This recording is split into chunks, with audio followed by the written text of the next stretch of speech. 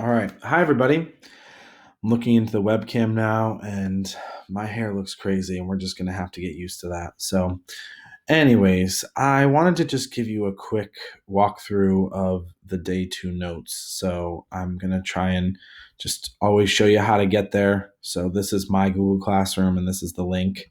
So, you would just click on that link, and that brings you to our assignment sheet for week one. And hopefully by now you've had a chance to watch the week one video that Miss Biotti and I did last Friday. And hopefully you've also taken the survey. I know that not all of you have had class yet because this is Monday at 1:52 p.m. in the afternoon. So I know that we'll be meeting with some of you tomorrow. But anyways, so you should definitely go through day one first, go through the notes, practice answers, and then there is a walkthrough for numbers 4, 8, 9, and 10. That's actually pretty new. And then Miss Biotti did the walkthrough of day one notes. So and I'm pulling up the dictionary. Okay, so here's the walkthrough for day one notes with Miss Biotti. And then down here are some good practice problems for Khan Academy. So my goal today is to show you the day two stuff, and that can be found right here. And you can see the notes and answers. The PDFs are already posted right here.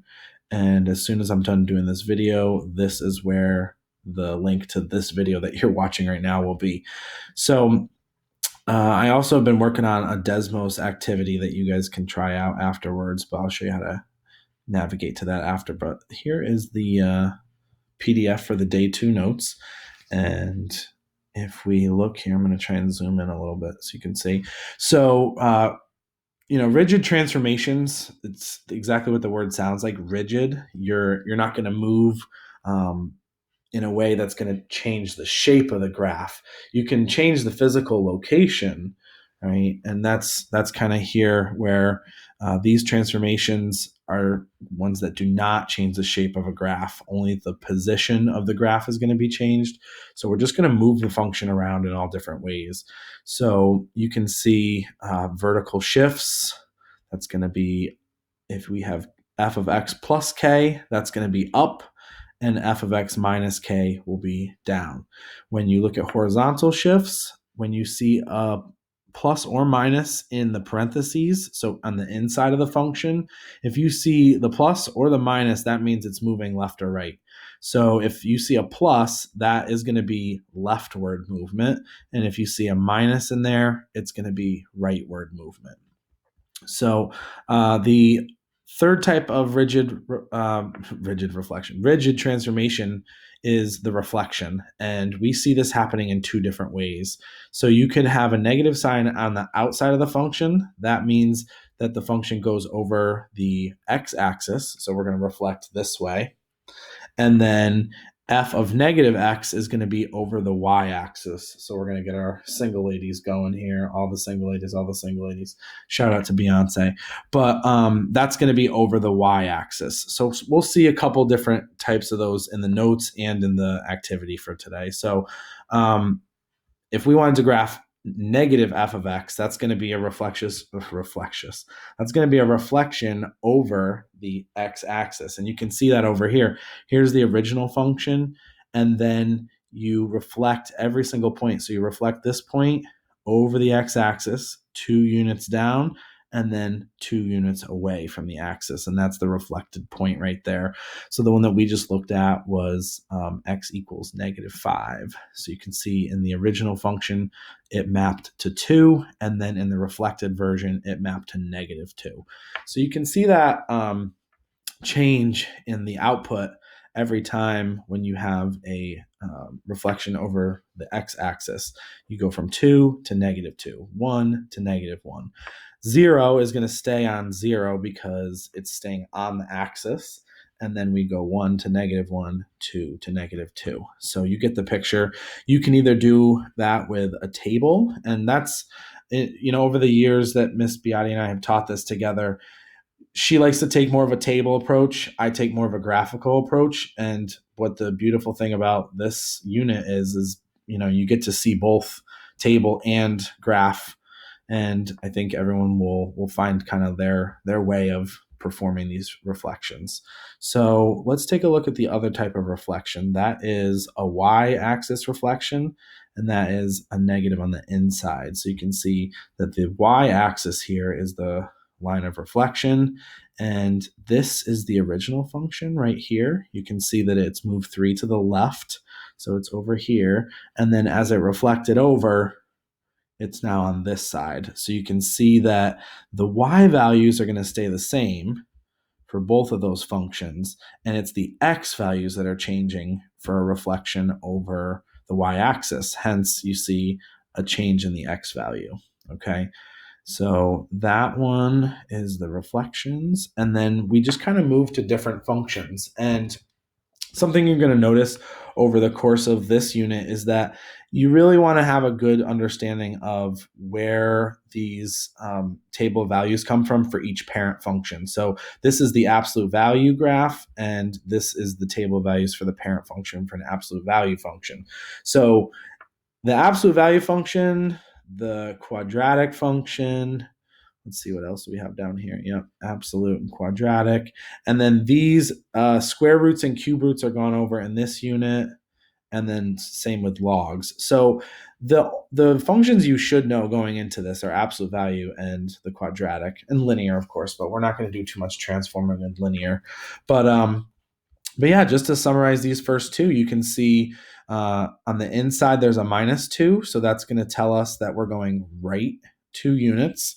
There's a negative sign on the outside of the function, so that's a reflection over the x-axis. And then there's a +3, which is going to make the function go up 3. So over here, we could have taken the origin right here, and then we could have reflected it over the x-axis. We could have moved it right 2 and up 3, and then we transform the point graphically. You can also do that with a table over here, and you just have to keep in mind, right, the right 2 movement, that would change the x coordinate because that's horizontal movement. So right 2 is going to bring that -2x value to be a 0. And you can see the +2. You're going to add 2 to all of these x values to get the new x values. And then the reflection over the x-axis paired with the up 3, well, that's a reflection is a -1 multiplier on the outside. So you take that number, you multiply it by the -1, and then you add 3. So 2 times the -1 would have been -2, and then up 3. So that would be -2 plus 3, and you get the answer of 1. So there definitely is a correct order to do some of these transformations in, and we'll definitely discuss that next week. But for now, for the most part, rigid transformations don't impact each other if they do, if you go in a different order. Reflections can sometimes get in the way, but for the most part, we'll talk about trickier examples next week. So this example, and this will be the last one I do for now because I think the activity will do wonders for you. But the first transformation that you see here is a -4 on the inside, so that's going to be right 4. And then the -2 on the outside is going to be down 2. So you take the parent function values, and since this is right 4, you're actually going to add 4 to each x value. So -2 plus 4 gives you 2. -1 plus 4 is 3.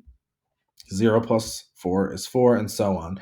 So we have a +4 going on in the x-axis, and then y -2 because that is going down 2.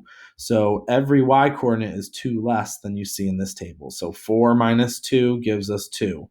1 minus 2 goes to -1. 0 minus 2 is -2, and so on and so forth. So let me just scroll through, make sure there's nothing else. Yep, 3 and 4 are good to try on your own and then check. And then let's see, 5 and 6. If you haven't done the square root and cube root graphs, I would go to that section before you do number 5 and number 6. But if you want to copy the parent functions down, those are the 4 common points that we want for a square root curve.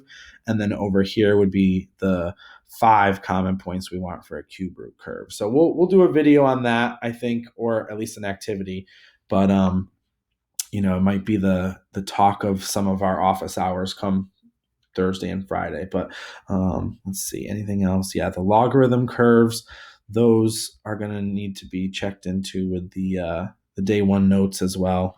And then this is an exponential curve. So let's see, the table is right there for you. So I'm not sure how much work that Miss Biotti's class has done with those parent function tables, but we'll definitely both classes will have a chat about that in office hours, and we might put some more content out for that kind of stuff. So, anyways, I think that's all for the notes. If you take a look at the activity sheet and you go to Desmos Day 2 activity, you click in there and then it's going to bring you right to the correct class code. You press join, and my name is Douglas, so that's why it says continue the activity, but yours would be new. You type in your real name, please, and then it goes, there's a video of me. It looks exactly how I look right now, which is kind of weird, but you can thumb through these slides and it will give you some activities and ways to explore some of the function transformations that we talked about today. So let us know what you think about this, because this is a new thing for me. I'm trying it out. And if you guys like it, we'll try and do more of them. So, anyways, I will sign off. Hopefully, everyone's having a great day. Snowy day. Strange.